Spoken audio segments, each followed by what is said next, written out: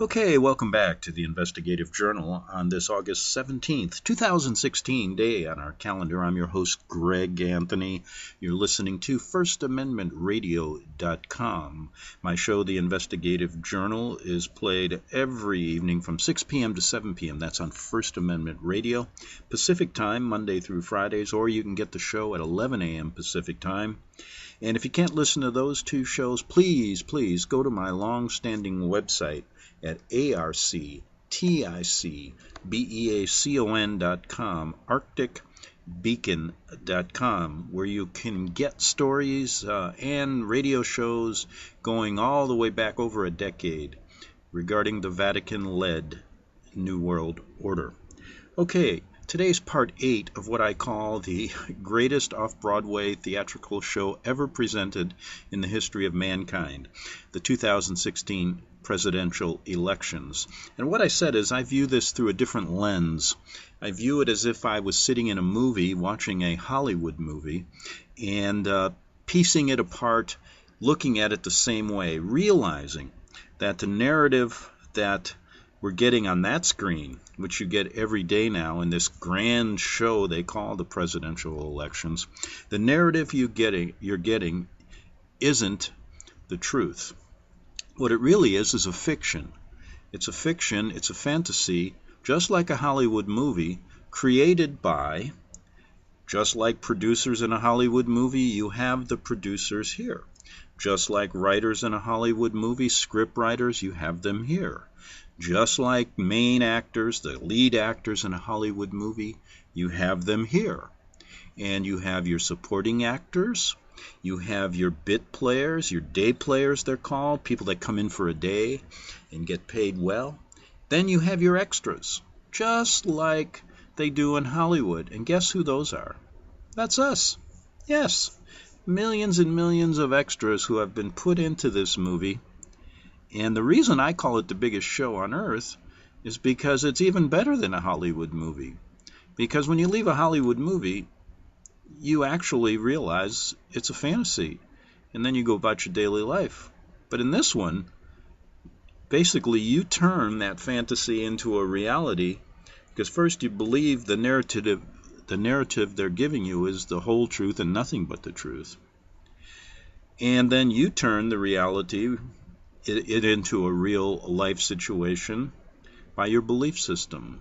And guess what? They've realized how to turn a movie into not only that, but a reality show. So I said a long time ago, I said, if we're actually extras in this movie, we deserve at least an extra $100 a day, just like they get in Hollywood, don't we? And how come we don't get that? Well, that's for another day. But I've tried to point out in the first 7 parts some of the who the lead actors are. I don't have to tell you. It's Barack Obama, again, back for another performance. Rotten Hillary Clinton and the flamboyant billionaire Donald Trump taking the lead roles this year. They've been cast as actors acting their part. And I've talked about how they get that by sucking up to the director, producers, and to the system. And then how do they know what to say every day? I've talked about who the writers really are. And I said it's the Jesuit order of the Vatican. Yes, the Vatican, of course, hires these people to do their writing and basically controls the Vatican, I'm saying, and the other 2 major players in this, and that's the people of Washington, D.C. and the City of London. I've pointed out how this trilogy is not actually a part of the countries they live in, and go back to my shows to get that. And those producers, those 3 big producers, actually control and keep an eye on what the script writers, the Jesuits, are doing. I've also pointed out that these writers have a great history of doing this. And I've went back to the 1500s and explained to you how well versed they are, how they created Jesuit theater all the way back in the 1500s, and how important it was to spread their narrative. I've also pointed out that they created a system of education, too, to bolster that, Jesuit Ratio Studiorum, and pointed out that many of the actors that have appeared in this stage play, going back to the beginning in 1776, actually went to their schools, and actually how Freemasonry works together with this to give you a narrative that is basically not giving you the truth, the whole truth, and nothing but the truth. Then I started to point out how people who've tried to change the narrative and get their story in, for example, I'm one of them, how I wanted to say, when you hear things coming out in this stage play, I get a little bit distressed because I could make the story so much better for them. I could really fill in the blanks on so much of their narrative. And I've pointed out many different ways how we could do that. Also, then we discussed, in every good Hollywood movie, you got to have a PR department, and they put out the promos for the movie. And in this movie, they do the same thing. And who are the PR people? That's the news media. Yes, they are the PR department putting out a narrative that is less than true. Basically, how they operate is the publicity people here, they either take one of two sides. It's called the Hegelian dialectic. There are the people who take the side of the Democrats, promoting their side of the movie. Then we have the Republican publicity guys at Fox doing their side of the movie. CNN, of course, being the Democratic outlet. And then the papers and New York Times, and most of them, by the way, are liberal, and they take the side of the Democrats. And so this is how it operates, and I pointed it out. And I said the reason that it's this way is that when you look at the facts of most everything that they talk about, they leave out so many important things, so many things that are left out that would make this movie so great. And I gave one example. There are people that wanted to get into the movie when Abraham Lincoln was killed by the Vatican and the Jesuits. Now, that factual stuff exists. You got to go and look at it. But they can't get their movie in. I even talked to C.T. Wilcox, a writer in Canada, who wrote a great book regarding this and factually proved the Jesuits and the Vatican were behind the murder of Lincoln. But that story's never gotten in the movie. The movie has it. So I started thinking, why? And the reason is that the actual writers and the producers here have an agenda, have a hidden agenda that they've carried forth for centuries. And then I started to think, well, if they have an agenda and they're writing this thing over the years, year after year, generation after generation, what is their outcome? And I said, well, they want to create power for themselves. They're using this movie not only to entertain you every day, but to gain power, just like a Hollywood producer would do. The more movies these producers in Hollywood make, the more power they get. They start controlling all of the cinema, right? You're only seeing a certain type of movie being produced in Hollywood. They control it.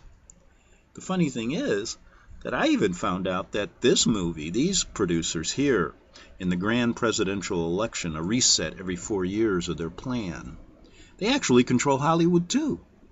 So these guys got a really an interesting game going here, don't they? So we try to pierce that veil in many ways. I've talked to many writers who've tried to do that. And we can't seem to get this narrative in. So I figured this is a controlled situation where they're using the Hegelian dialectic. They're using their actors to present a narrative that is not true. And so what happens is they have a hidden agenda. Their agenda in the future wants to be simply a one-world government, a one-world order, a one-world religion. And the only way they can do that is if they play the Hegelian dialectic, if they create order out of chaos. That is their key theme here, and they've done it throughout the centuries. They did it, and people tried to say to me, well, how do you know that? I said, because you can always find a Jesuit involved in this play, in this situation. You can always find the Vatican there, behind the scenes, hiding what they're really doing. And the reason I say that is if you do some research, I've pointed out that there is a priest at Georgetown, a Jesuit priest at Georgetown University named Father Edmund Walsh. He passed away. He's also on the Eisenhower website. And when you really look at his history, he started the School of Foreign Service at Georgetown to train all these supporting actors to follow the Jesuit plan. And if you look at Obama's administration, if you look at the administrations of Reagan, all of these people, they're all filled with Jesuits. And today in our Congress, in our Senate, all these supporting actors have Jesuit ties. I've even pointed out the Jesuit ties to the lead actors here. Now, I pointed out that Father Edmund Walsh was a conduit for Stalin. Yes, he working with Stalin. He went over there saying he was going on a Catholic relief fund to give food to all of the people, the fighting in the Bolshevik Revolution that were starving. But his real goal was to make sure Stalin got into power. And he was the broker. Now, we've also talked about how the Vatican was involved in creating Hitler behind the scenes. But you never see it in the movie, do you? Now, everybody that tried to get that part of the story in there has failed, correct? Now, why? Well, I was given a reason.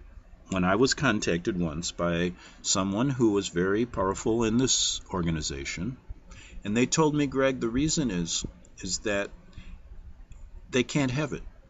It will never happen. And all of the people watching the movie won't believe you anyway. That's their reasoning. Because they know that they've turned the falsehoods into truth.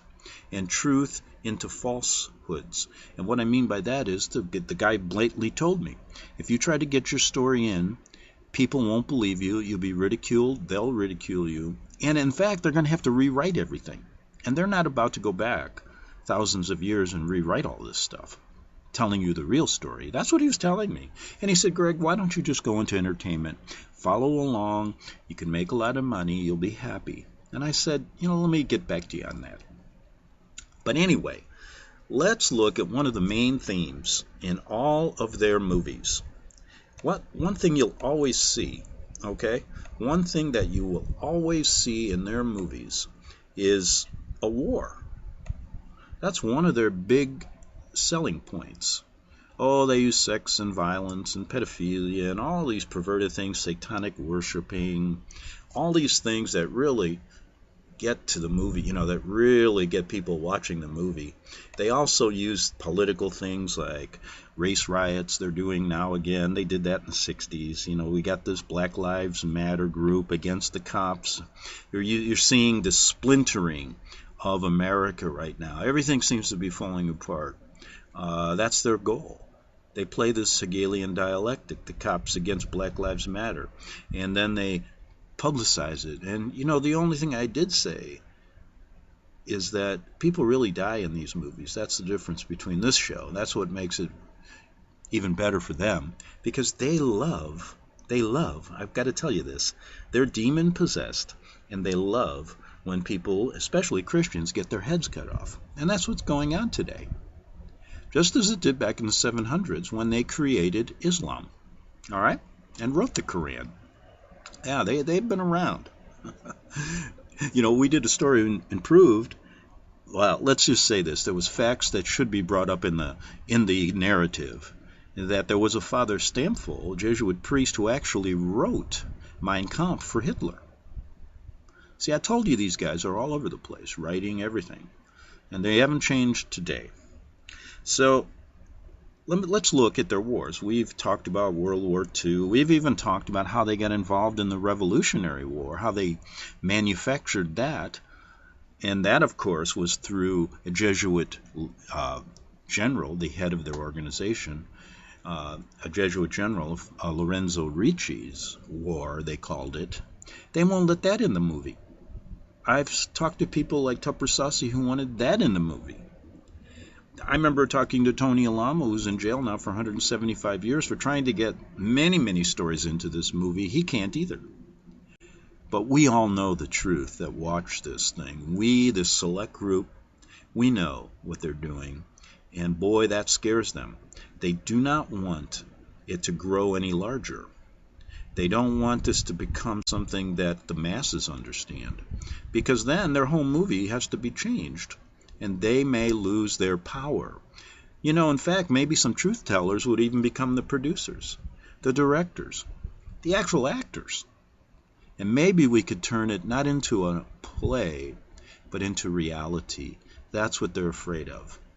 And it seems like they use a war all the time to do this, to create this splintering of a country, to look at what's going on in our country. Everybody wakes up, they want to keep you in fear. You're worried that every time you go to the mall, every time you go to a movie theater, that some Muslim terrorist, some radical Islamic terrorist may blow up the movie theater. And they've been doing it all over the world. Yeah, okay, let me tell you something. Every 84 hours, there's a terrorist attack somewhere now. Now, ISIS, the group now that's playing this role, is huge. They've grown from 8 countries to 28 countries. Where do they get their money? Where do they get all of their power? Well, I think we've shown that the government, who plays a supporting role in this, the American government, has worked together with the Jesuits to create this organization. That cannot be denied. Now, you never hear there's some moviegoers, or there's some people out there talking about how Obama's policies have basically created a vacuum, and he helped bring ISIS to the forefront now. That you can hear, but you never hear about the Jesuit priests working in Syria.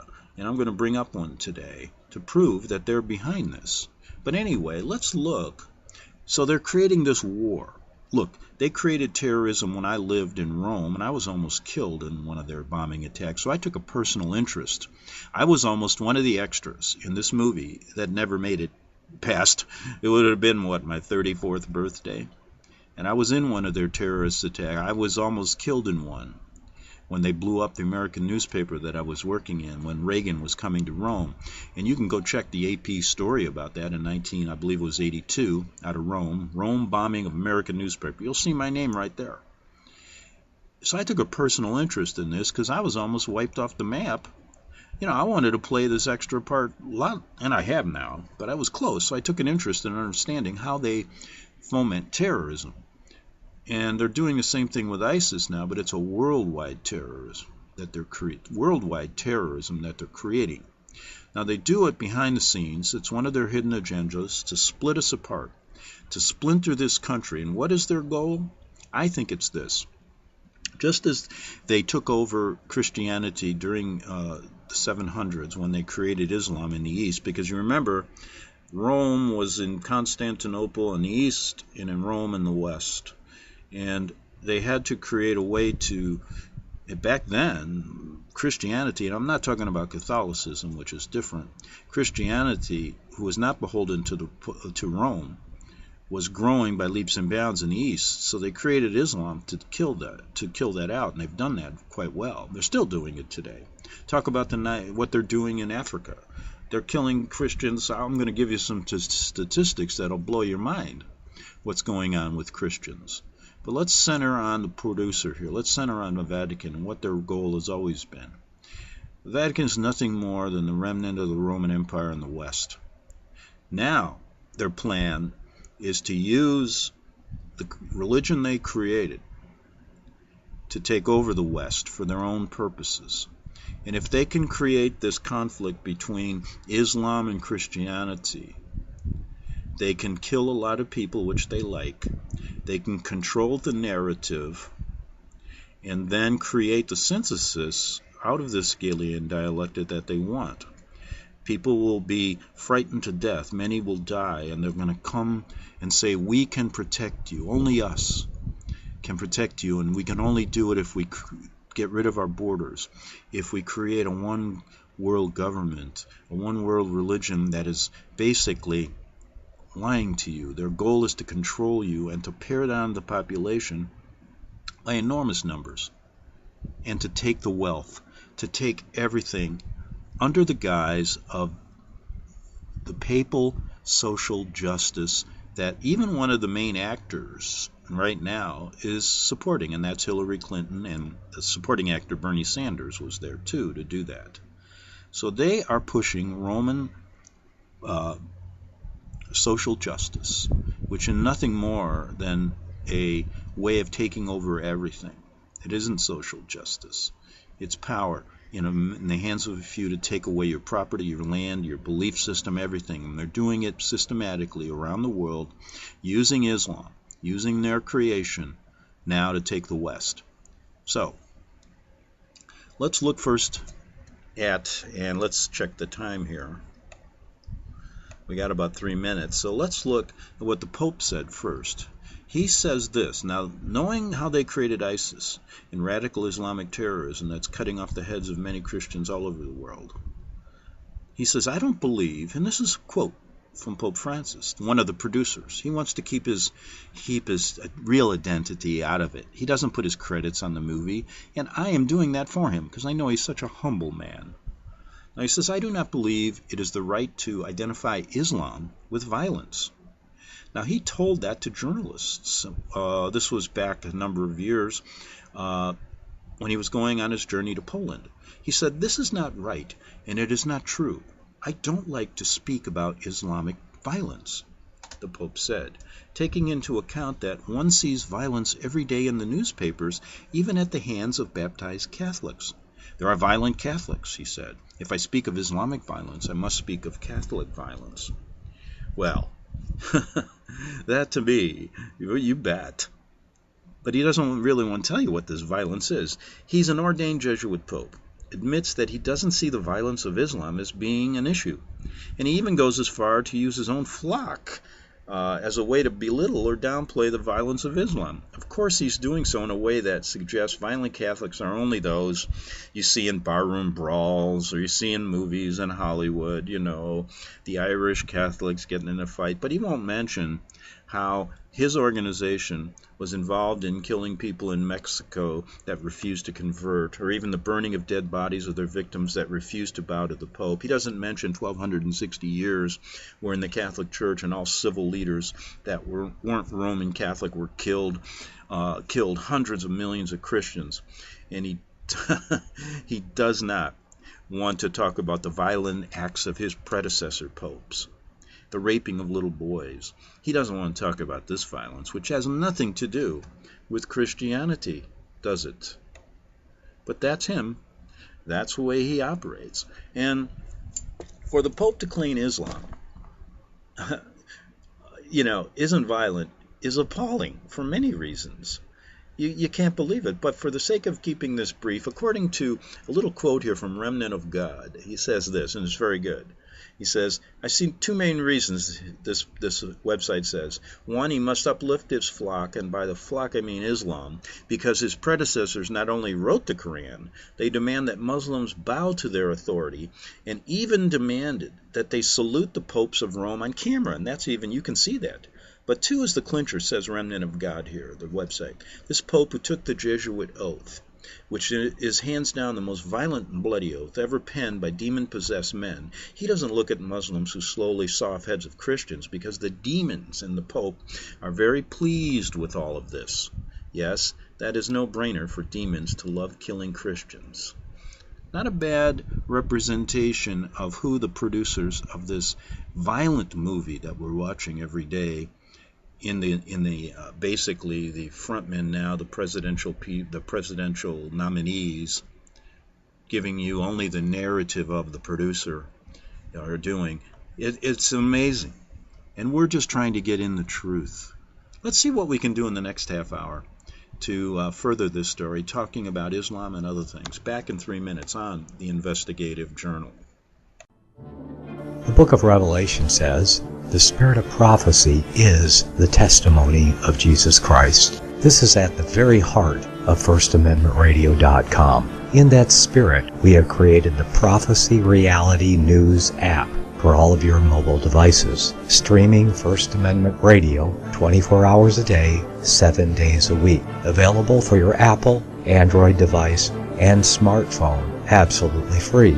Get the Prophecy Reality News app installed today. so you can listen to First Amendment Radio wherever you are. The Prophecy Reality News app. Get it now.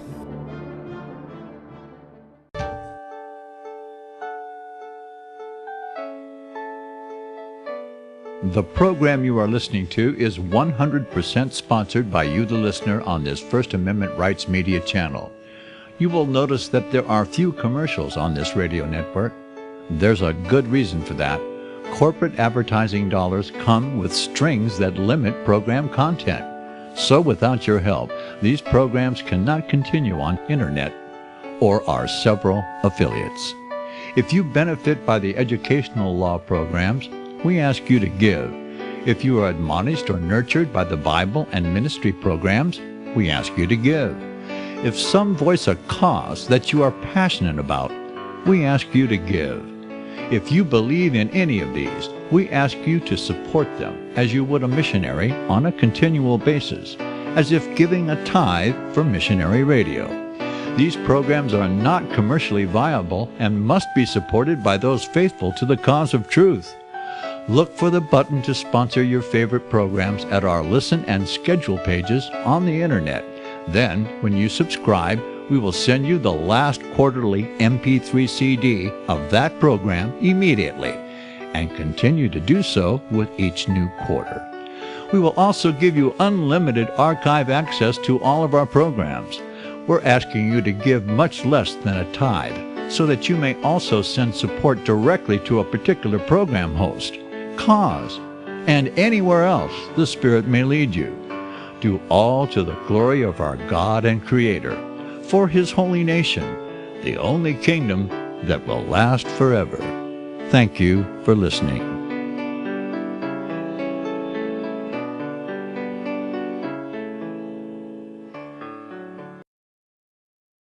Since the beginning of time, kings have sought it, nations have fought for it. It has been traded, it has been borrowed, it has been purchased, it has been stolen. There's a reason for it. To secure the blessings of liberty to ourselves and to our posterity, invest with the security of gold and silver.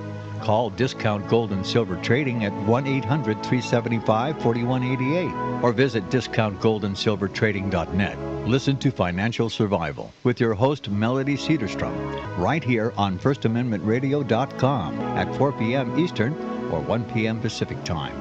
Visit discountgoldandsilvertrading.net or call Discount Gold and Silver Trading at 1-800-375-4188. Toll free 1-800-375-4188. Okay, we're back for the second half hour of the Investigative Journal, and we're talking about how these movie producers creating this 2016 presidential election script this movie, how they always use a war. The war right now is the war on terror, which they've orchestrated themselves, we've shown. We can never get that side of the story in, so I'm going to give you the narrative first and then fill in a few of the blanks that the lead actors are giving you right now. And I'll show you how this is not the whole story and why I call this a movie then, why it's only a fantasy. Well, there's no doubt that you'll listen to Barack Obama and his policies, if you listen to some of the movie reviewers and also Donald Trump, have really caused a vacuum in the Middle East to create ISIS. When Obama took over, ISIS was barely even, the word wasn't even used. And he called it a JV team, something not very important. He downplayed every aspect of the violence that these people have created over the years since his presidency is about up. So no one's going to doubt his policies, and the policies of the other actress, Clinton, have really brought about ISIS. Now, Trump has pointed that out, the other actor. He's pointed out every one of these things that have led to this growth of ISIS now in 28 countries. There's a terrorist attack every 84 hours. People are dying all over the place. And it's going to spread to our country. And this could also ignite a third world war as everyone's pointing out, the movie reviewers, because of Russia and Iran getting together, because of some of the policies of Obama. Now, the missing element here, and why the narrative isn't all the truth, is they don't get into the Vatican's role in this. They don't get into the Jesuit role in this. In fact, some of the little comments that are made in this movie actually show you that they admire the Jesuits. And how can you admire an organization like them who is behind the scenes in this terrorism, has been behind the scenes, the Vatican and the Jesuits, in creating the wars of our country? They're used as an intelligence agency with the perfect cover behind the religious cloak, when Catholicism is nothing more than a satanic religion, a cult. When you look at how they worship, it's all occult symbols, and well, that's for another show. But the reason the narrative that these actors are giving you doesn't include the truth here is because they're protecting the producers, and they're given a script. And if they go off script, if any one of them said what I said, they would either be taken off the stage that day, you'd never see them again, they'd be ridiculed, they'd do some kind of marginalization, saying they were nuts or they were on drugs, and then some might even be killed. So these guys have to walk the line, toe the line, so you don't get this story at all. So that's the little narrative they leave out. But look at what they're telling you. And some people ask me, well, then how does it work? Well, I said, yeah, they use these actors. They're blaming this on radical Islam. At least Trump is. Obama is such a sympathizer. And because they had to put a weak president in that was going to allow Islam to grow, to create this strife, somebody had to be the opposite, and that's Trump, the Hegelian dialectic.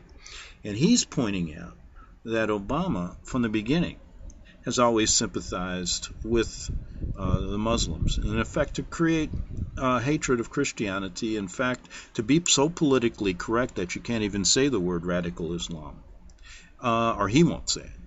Now, the point I'm trying to make is, the narrative they give you, people will say, well, how does it work? Is it really, where do these groups get this hatred? And I say this, yes, once you foment hatred, once you pay these people, once you create it, you can then blame it on these groups, and they constantly control them and make them grow larger. And we, along with the CIA, our government policies, and the Vatican Jesuits, have created this monster. And then they allow, like a snowball rolling down a hill, to grow and grow and grow. But the people need to know how it started. And if they realized that it was your actual government, the actual producers, the writers of this play that do it, their whole movie would be shot. So they can't tell you that. So how they tell you is this: Obama did this. He gets into a deal with Iran, gives them $150 billion, says it's a nuclear deal, that we're going to control the nuclear capabilities of Iran, when in fact they're allowing them to create it. And recently he just gave $400 billion in cash to get our hostages out. I mean, this is a total breach of any kind of nationalistic American policy. And he just did it in the cover of night.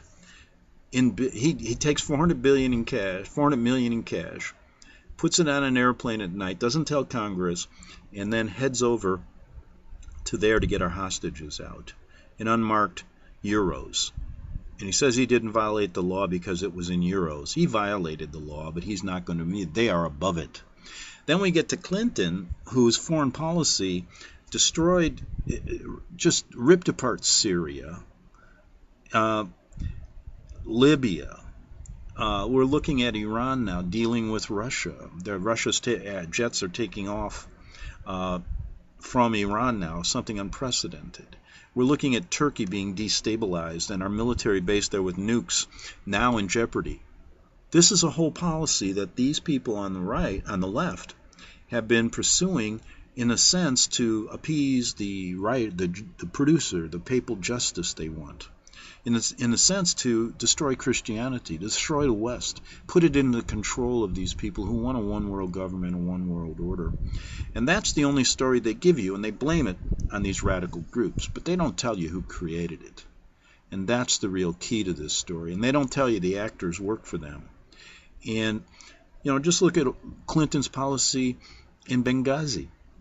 If anybody would watch that, what really happened were 4 Americans were killed, and she didn't get off her butt for 13 hours when she knew that this was happening, and she let it happen. Instead of taking jets right out of Italy, which could have been there very quickly, to stop and help our ambassador who was killed there, along with 3 other brave Americans. And none of those people out there saying, all these terrorist attacks really don't occur. I say it's not that this one occurred. And I'll tell you what, it really doesn't matter if they fake them. It's what's in the minds of the movie listeners, the 90%, 99% of the people who believe them. Believe people are dying. So let's not get into that at this particular point. But let me tell you, when you look at what she did in Libya, it's obvious. Now they want to bring in all these Syrian refugees, increasing it from Obama, allowing them to come in. That's why they want to open borders. They're bringing in people that are destroying America. We talked about how they even have a man by the name of Fethullah Gulen here who works with them, and he's a radical caliphate. And they show him as a moderate. And he was behind the coup in Turkey with all the people he brought over to Turkey to destabilize a moderate government that was supposedly our friend, to kind of put a firewall between radical Islam and the West. But that's gone.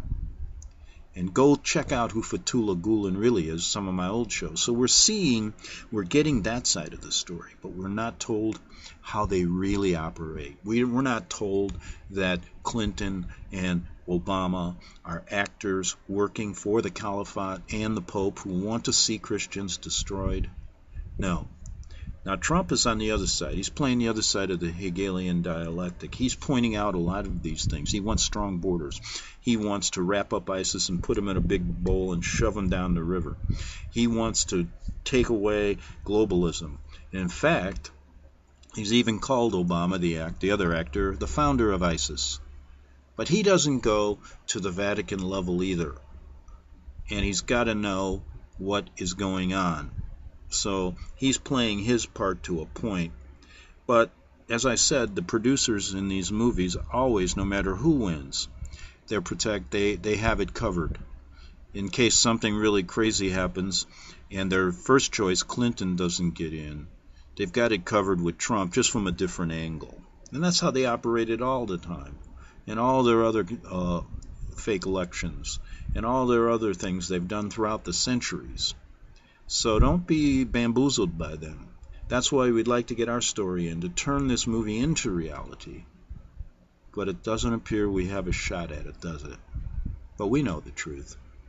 Well, anyway, I told you they're trying to destroy Christianity. Did you know that over 300 Christians are killed for their faith every month? There's over 215 churches and Christians' properties are destroyed every month. Did you know that there's over 772 forms of violence committed against Christians? This is done by the Pew Research Center every month, such as beatings, abductions, rapes, arrests, forced marriages. According to the Pew Research Center, over 75% of the world's population lives in areas with severe religious restrictions, and many of these people are Christians. Also, according to the United States Department of State, Christians in more than 60 countries, including ours in a different way, more subtle way, face persecution from their governments or surrounding neighbors simply because of their belief in Jesus Christ. Now, Trump has come out, the actor has come out, and stated he wants to shut the borders down. He wants to not allow immigrants to come in as Clinton does. She wants to increase the amount that Obama's bringing in by 550%. We don't have any vetting on these people, and many of them, I believe, are already here, ready to start another terrorist attack to bring Christianity in this country to its knees. But she wants to even do more. But Trump is pointing out, listen, I am going to stop immigration from all of these terrorist countries until we can figure this problem out. A good thought. He also wants law and order to stop this continual assault on our police force, which I believe is important. You have to have a strong police force, but a police force that is there to serve and protect, not to become a military arm of a fascist government. But here's what I'm getting at.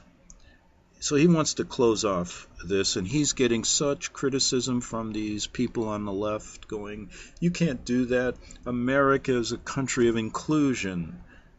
Yeah, do you want to include people who want to kill you? They're more worried about political correctness than they are their own life, aren't they? They also want to take away the Second Amendment, but they're protected by armed guards, aren't they, all the time? They want to take away your right to protect yourself against these hostile actions. That's a plot. That's a plan. That's happening.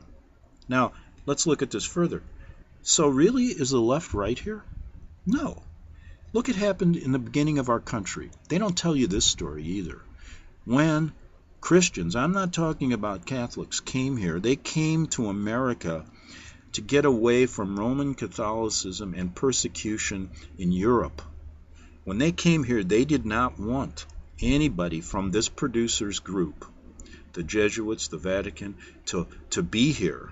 They said, if this country will be brought down, it'll be brought down by them, and it's true. They talked about it.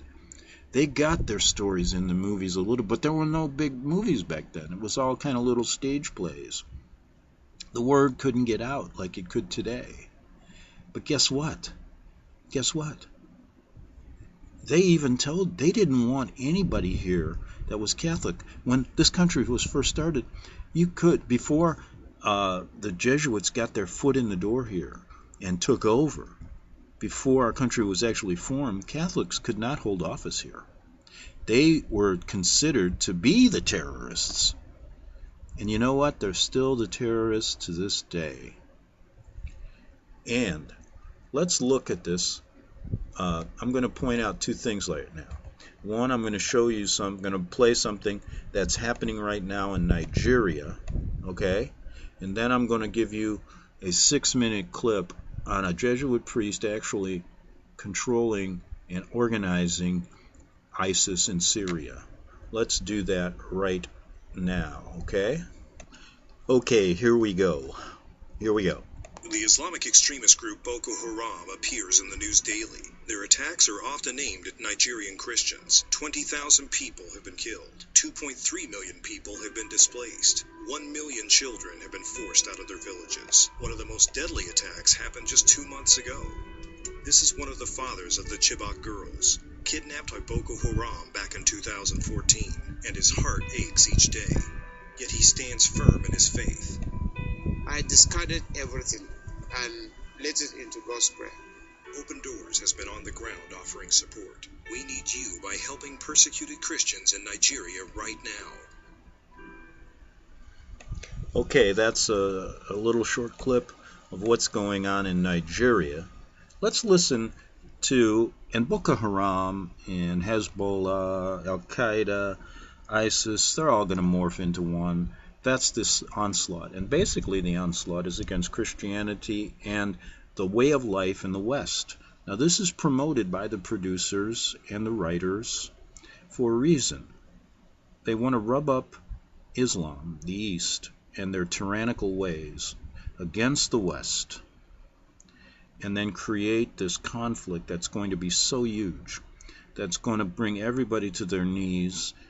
Many Muslims who do not understand this as well, many Christians who don't, so that they can control both and create it and mesh it into one.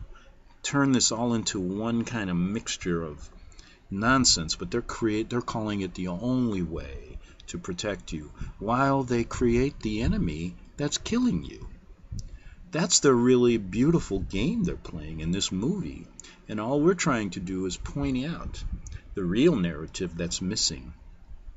And if we knew that, and the masses knew that, their whole movie would just fold, and they can't have it.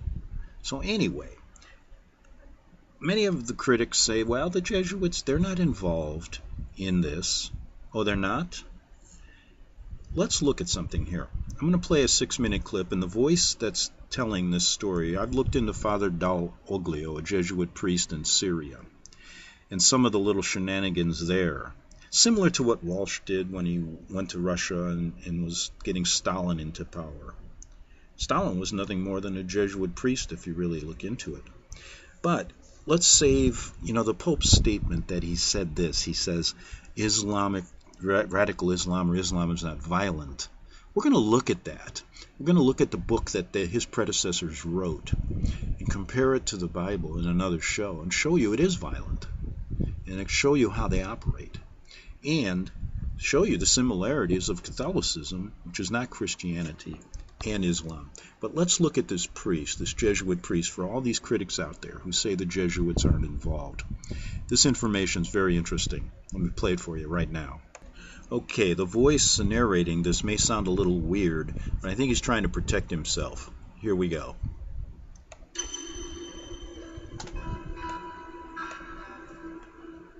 Father Paolo Dal Oglio is an Italian Jesuit priest lived in Syria.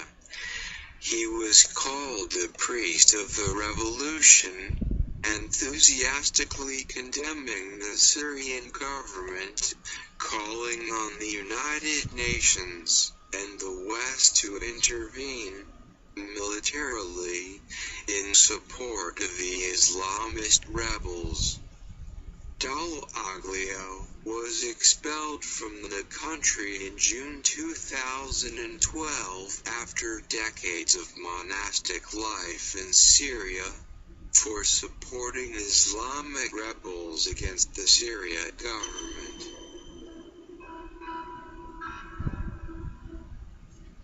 Quite interesting, huh? And he's just a priest? 6 months after being expelled by the Syrian government in June 2012, Paolo Dal Oglio was awarded the Peace Prize of the Italian region of Lombardy. Dal Oglio did not stop his Jesuit intrigue there. He frequently sneaking back into Syria to help the rebels who formed ISIS in April 2013, with Dal Oglio's international aids from Qatar, Saudi Arabia, Turkey, the UK, and the US combined. Sounds to me like he's really fomenting war and he gets the Peace Prize. After ISIS was formed, the Jesuit-controlled media told us that Father Dal Oglio was kidnapped and executed on 29 July 2013 by his own baby ISIS in Syria, 19 days after an interview with Syria Deeply. The following are some excerpts from the interview of Paolo Dal Oglio by SyriaDeeply.org on July 10, 2013. You met with militarized extremists who oppose the Assad regime. Yes. The Syrian state news agency then accused me of being embedded with Islamist extremists and paid by Al-Qaeda. Your mission has clearly expanded far beyond furthering Islamic Christian understanding. I am fully engaged in Islamic Christian harmony building, but today I'm also in the service of Islamic harmony building. We want next Ramadan to be a time for prayer and action for the reconciliation between Sunnis and Shiites. Are the types of causes you've taken up typical of a Jesuit? The Jesuits are an order of priests committed to the service of the gospel and souls, but not in an artificial way. We are very much for engaging and compromising in the society, by fighting for justice, for community development and human development, and for interreligious dialogue and harmony building. Such has been my commitment, and in this time. You were exiled soon after the massacre of Hola. Was that a turning point in the conflict for you? Yes, in the sense that it was the moment when my calls to the international community to act in a non-violent way to protect the freedom of the Syrian people in their pacifist protest ended in a failure, where the international community was unable to act. The regime chose to use more and more violent repression, until it reached the point of massacre. Okay, now, you listen to that. That is a bunch of double talk. He is saying he's there for peace. He's there for war. He's there to create ISIS and to make sure that they foment anger against Christianity. This is all Jesuit double talk. Secondly, he wasn't killed. They made it seem like he was martyred, to think that, oh, he was actually trying to do good, and that these rebels killed him. You see what he was really like? Another Jesuit ploy. They are really good movie writers, don't you think? They turned everything around. He wasn't there for peace. He was there to foment war. Just like they told you Father Walsh when he went to visit Stalin was there to help the Bolsheviks because they were starving. They were there to foment war and bring in Stalin, the mass murderer. And guess what Oglio did? And you can bet. If I was a betting man, I'd put every penny on it. He was there to make sure the arms were getting from America to them in the right hands, to make sure the snowball could keep rolling so ISIS would grow and grow and grow and kill more Christians. Because in his demonic heart, he loves that. Just like every other Jesuit of the high level does, and just like every Vatican high-level cardinal and Pope. It's all a game. It's all a ploy. And I want the real story to be told. That's what we're really trying to do. And we still will continue watching the greatest show ever produced by these Jesuits in Vatican and our government. The 1976, or call it the 2016 elections. It's the same thing.